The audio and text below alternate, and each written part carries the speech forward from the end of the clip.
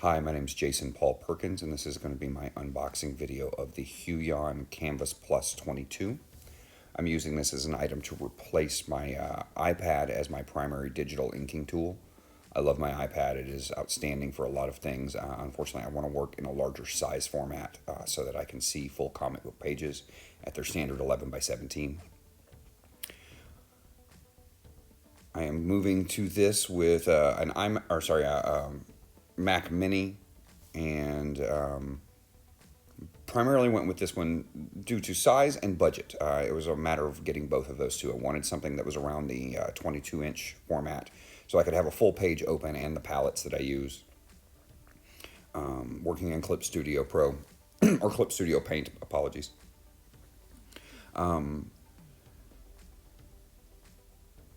This came with a 22-inch screen. It's full HD.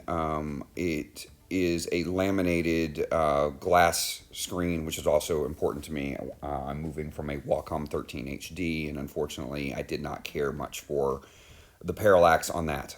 Feeling that I was further away from the drawing always felt off to me. Plus, that one had much lower pressure sensitivity. We've pretty much more than doubled that at this point in time. We're now at 8,000, a little over 8,000 points of pressure. Got this on eBay at a good price, right around $420. It was actually about $100 off of the sale price that Kamvas was offering at that point. Still came new with warranty. That was the only deal I found like that, but they do pop up if you look around. Everything that came with it was exactly what was supposed to come with it. It came with a stand, which was sturdy and worked really well. I'll go over more a little bit on that later. Came with the pen, obviously. I got a supplemental pen I'll talk about in a little bit. It came with a USB-C cable in case you have that port, but that really does not work for powering the device, so I would highly recommend just going ahead and using the 3-in-1 cable with the HDMI port. Let's see, it also came with a cleaning cloth, instructions, a drawing glove, and a little tool to install the stand.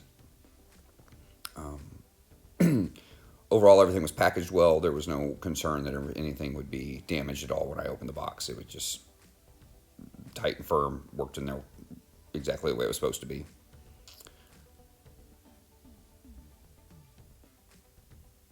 I did buy a supplemental pen. I got the slim pen, which I actually like quite a bit, and the felt nibs that come with the slim pen seem to be a little bit sturdier and do not seem to break down as easily. After using the standard pen that came with us for a few days with the felt nibs, the felt nibs had already worn down, and there was a side on them. With the slim pen, I don't really run into that. They seem to be a different texture as far as the felt nibs. I like them quite a bit. I would highly recommend picking up the slim pen. It does have more of that small ballpoint pen feel to it, so if you want that big thick brush, stick with the original. It works just fine. The pen is absolutely wonderful. This stand is as sturdy as they come. I could not recommend a better stand for it. I'm really glad this came with it instead of having to buy another stand. It is VESA mount compatible in case you wanted to get an arm for it. That is maybe something in my future, but right now the stand works great. As far as drivers, I went ahead and got those installed ahead of time. I had read ahead on a few review sites that the drivers can be an issue for some folks, so I went ahead and installed them, and they work perfectly. I plugged it in. I had also bought one of the keypad controllers, which did not come with the device, but I really wanted. I had that installed already, and it uses the same driver package. So once I got that in, I customized the two buttons on my pen, and away we went. It worked perfectly. I am very happy with this purchase. If I could complain about anything, it's that I probably should have gone with a 2K or 4K monitor simply because you don't have to zoom in as much. It makes it easier to pick up exactly where you want to be as far as dropping a line in a digital format.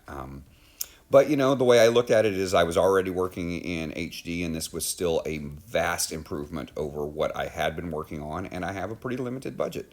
So this is why we went with this, and I'm ecstatic about it. It works great. You'll notice my computer probably needs to be upgraded because it's lagging a little bit here and there, but we're going to work on that next.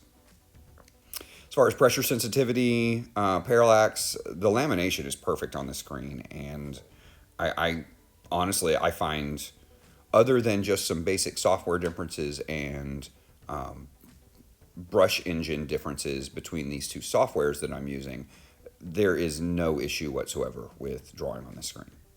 It is. It feels like I'm drawing directly to the page. I love that. This is a David Finch piece that I inked. I did not. This was really one of the first things that I did in this.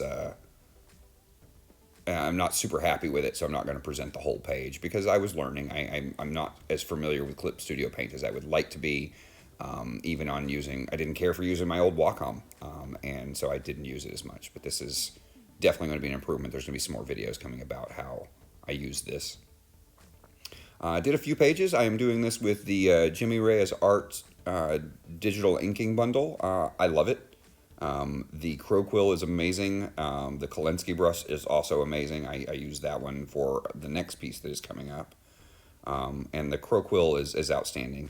Other supplemental brushes I use the Grit Texture Supply Rusty Nibs brushes, mostly the little smoothie inker.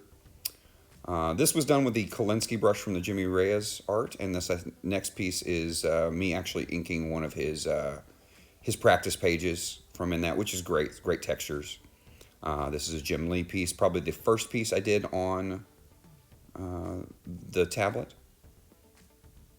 If there is anything else that you're wondering or need, or have any questions about this tablet, I would highly recommend it. But if you have any specific questions, feel free to comment below. And thank you very much.